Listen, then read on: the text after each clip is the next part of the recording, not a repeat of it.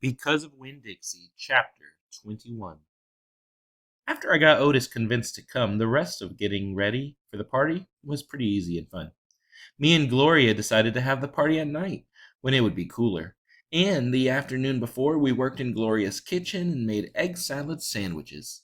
We cut them up in triangles and cut off the crust and put little toothpicks with frilly tops in them. When Dixie sat in the kitchen and looked at us the whole time, he kept on wagging his tail.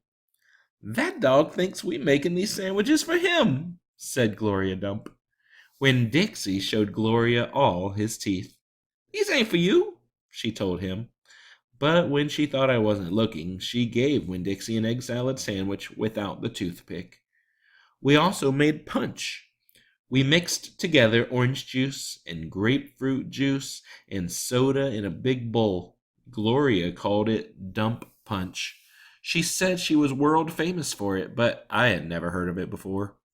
The last thing we did was decorate the yard all up. I strung pink and orange and yellow crepe paper in the trees to make it look fancy.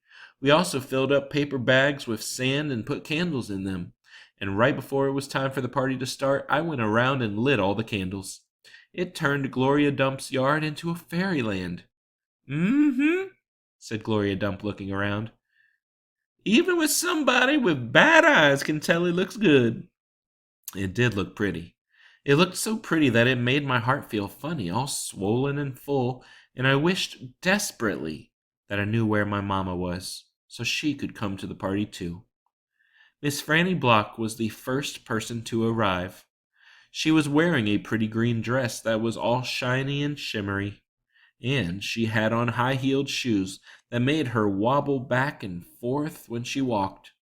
Even when she was standing still, she still kind of swayed like she was standing on a boat. She was carrying a big glass bowl full of litmus lozenges. "I brought a little after-dinner treat," she said, handing the bowl to me. "Thank you," I said, and I put the bowl on the table next to the egg salad sandwiches and the punch. Then I introduced Miss Franny to Gloria, and they shook hands and said polite things to each other. And then Sweetie Pie's mother came by with Sweetie Pie. Sweetie Pie had a whole handful of pictures of dogs that she had cut out from magazines. "It's to help you with your theme," she said. "You can use them to decorate. I brung tape, too." And she started going around taping the pictures of the dogs to the trees and the chairs and the table. "She ain't talked about nothing but this party all day long," said her mother. "Can you walk her home when it's over?" I promised that I would, and then I introduced Sweetie Pie to Miss Franny and to Gloria, and right after that the preacher showed up. He was wearing a coat and tie and looked real serious. He shook Gloria Dump's hand and Miss Franny Block's hand, and said how pleased he was to meet them both, and how he had heard nothing but good things about both of them. He patted Sweetie Pie on the head and said it was good to see her outside of church. And the whole time, Winn Dixie was standing right in the middle of everybody, wagging his tail so hard that I thought for sure he would knock Miss Franny right off her high heels. Amanda Wilkinson came, and she had her blonde hair all curled up, and she looked shy and not as mean as usual. And I stood real close to her and introduced her to Gloria Dump. I was surprised at how glad I was to see Amanda, and I wanted to tell her that I knew about Carson. I wanted to tell her I understood about losing people, but I didn't say anything. I was just extra nice.